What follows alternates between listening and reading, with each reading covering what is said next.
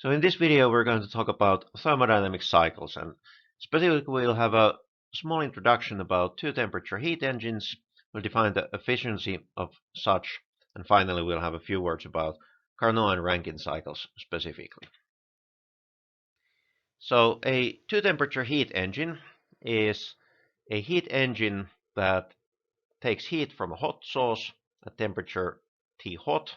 We take the amount of energy defined by QA, and our 2T, two-temperature heat engine then converts some of that QA going into work, but much of it is going to be rejected, this QB here, into the cold heat sink. And efficiency, by definition, is always how much of useful something we get out of what we put in. So what we put in is QA from the hot reservoir, and we get out this work W.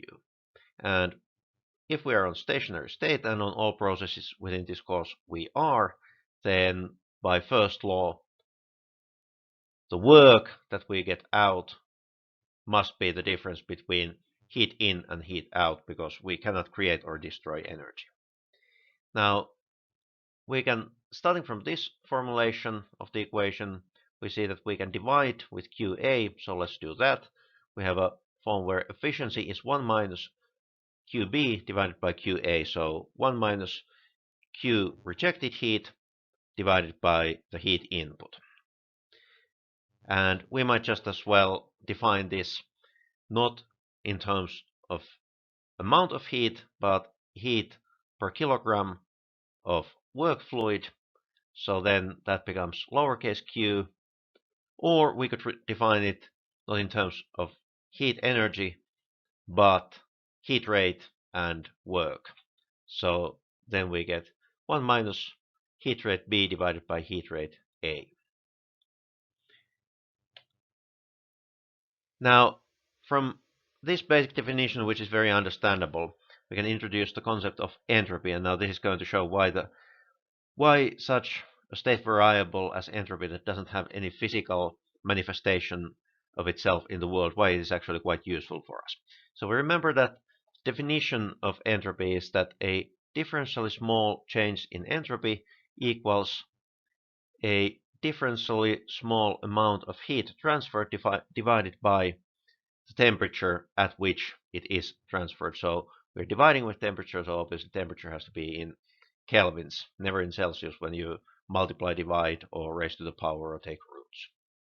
So we can solve for amount of heat. This differentially small amount of heat transferred is TdS, and that means that if we have a process, then the amount of heat transferred in that process from beginning to end, we can define that as an integral from beginning to end, a definite integral TdS, and the same thing, of course, also works for the lowercase q, which is the intensive variant of the heat transfer, so heat transferred per mass of work fluid. Now, what does this mean? So basically, we remember from basic high school mathematics that graphically you can express a definite integral as an area. So basically, if we draw this integral into a TS chart, the amount of heat that gets transferred in this process from beginning to end, that is going to be the area underneath the curve that the state of the matter goes in the process. And if we look at what it means in practice, then if we put in heat, the area underneath the curve is the input heat, then we remove heat, everything under that is the removed heat, then what is in between has to be the specific work done by the cycle. So what is inside of the cycle is the work that gets done.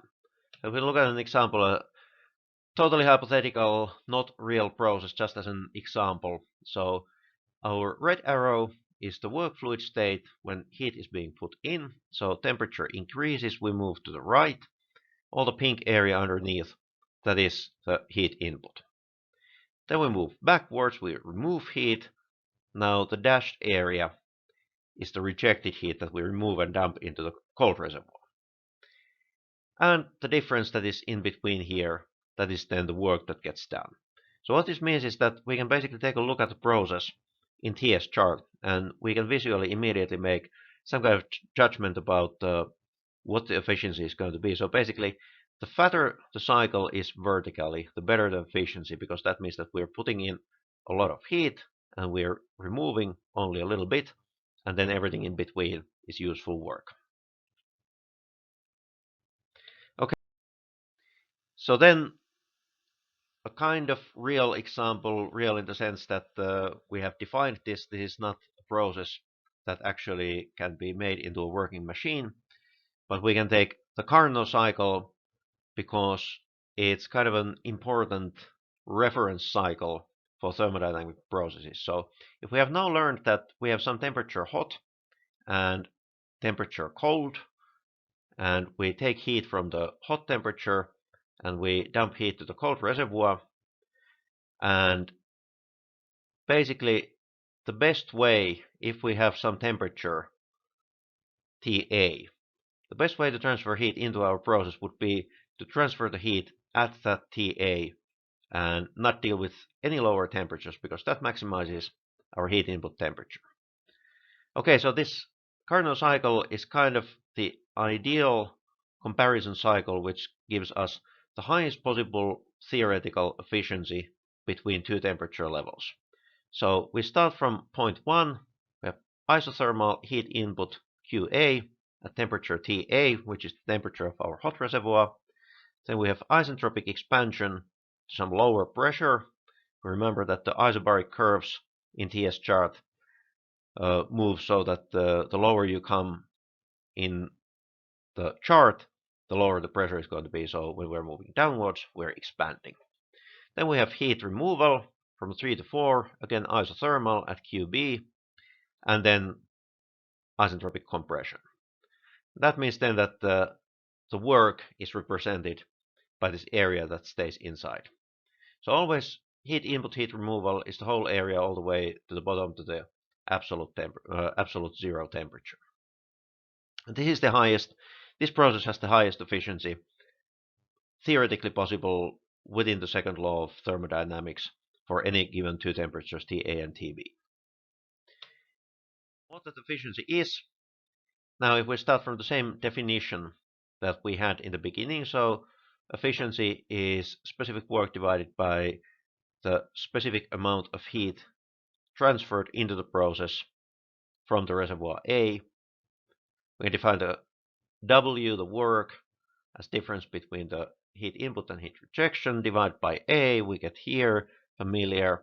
And now with the definition of entropy, we solve for Q and we make the substitution, and then the amount of heat that was transferred away out from our process becomes TB times delta S, so the entropy change when we remove heat.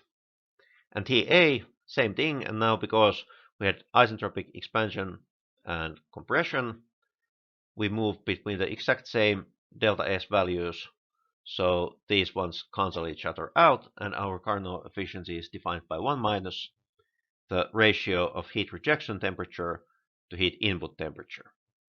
And again, obviously, both temperatures have to be in Kelvin because we are dividing something. And what that now immediately tells us is a very, very important concept in power plant engineering and actually in any kind of thermodynamic cycles. So basically, the lower our heat removal temperature, heat rejection temperature is, the smaller this term is going to be, and then the higher the efficiency. And conversely, if we can increase the heat input temperature, that has the same effect. This term becomes small, and our efficiency will increase and get closer to 1. So these two are the two fundamental ways how we can improve the efficiency of any kind of thermodynamic process. So we either reduce the temperature of heat removal, that allows us to put more of the heat input into useful work, or we can increase the average temperature of heat input, and that way for the same heat rejection we can basically all the additional heat that we get by increasing this temperature goes into useful work. So mathematically it means this term becomes small and efficiency goes up. Now a little bit more practical cycle. So with a Carnot cycle the problem is that we have to do heat input isothermally. Well, we know that typically temperature tries to increase when we put heat in. The only difference is boiling. As long as phase change is happening, boiling is in constant pressure. Boiling is in constant temperature. And heat removal, same thing. We can only remove heat at constant temperature if we are condensing a vapor into liquid. And Rankine cycle is something that takes a little bit advantage of both phenomena, but it's not quite the Carnot cycle because we still are heating liquid and we are heating vapor. But this is the ideal comparison process for a real steam power plant cycle. We can look at first the depiction of what components we have. So basically, if we start from 1, we have isentropic expansion in the turbine.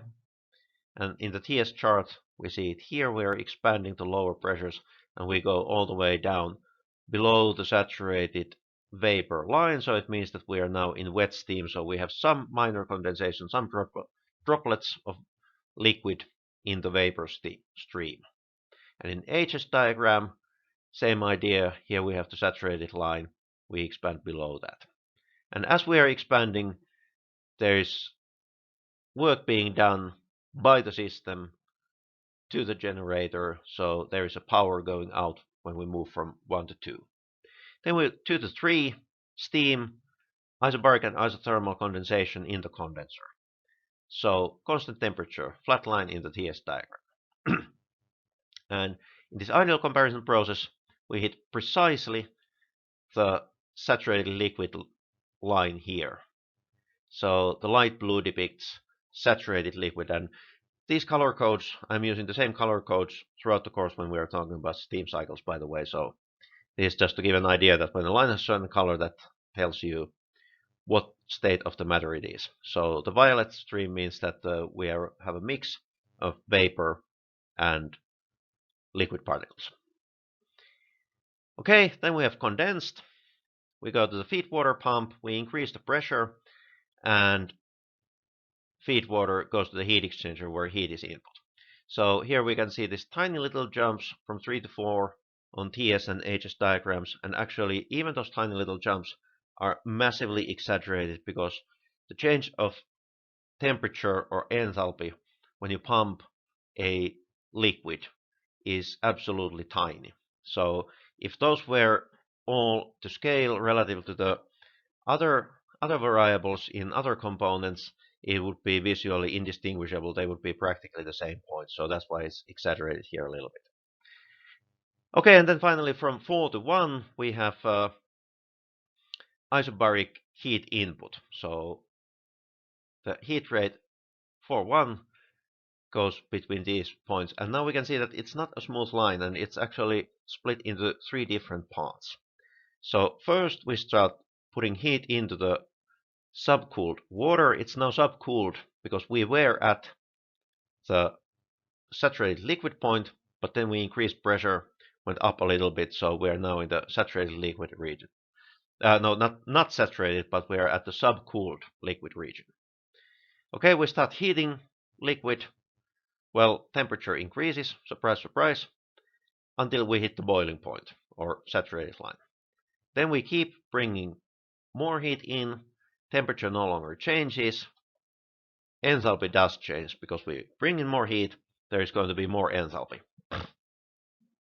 And once we are at saturated vapor point, this darker red here, that means that everything is just barely evaporated in saturated vapor state.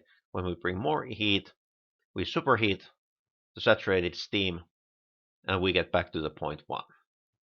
So this is the idea of the Rankine cycle. And there's going to be a couple of relatively simple examples in the Moodle page example calculation section. So I highly recommend that you check those out and make sure that you understand everything. The first lecture is largely a refresher of thermodynamics. Probably most of this should be familiar to you, but it's very, very important that you make sure that absolutely everything actually is familiar. Because without this knowledge, you will not be able to understand what comes next. And the lecture number 2 is actually really, that's the meat and potatoes of the whole course. That is probably no, not probably, but that is by far the single most important lecture in the whole course.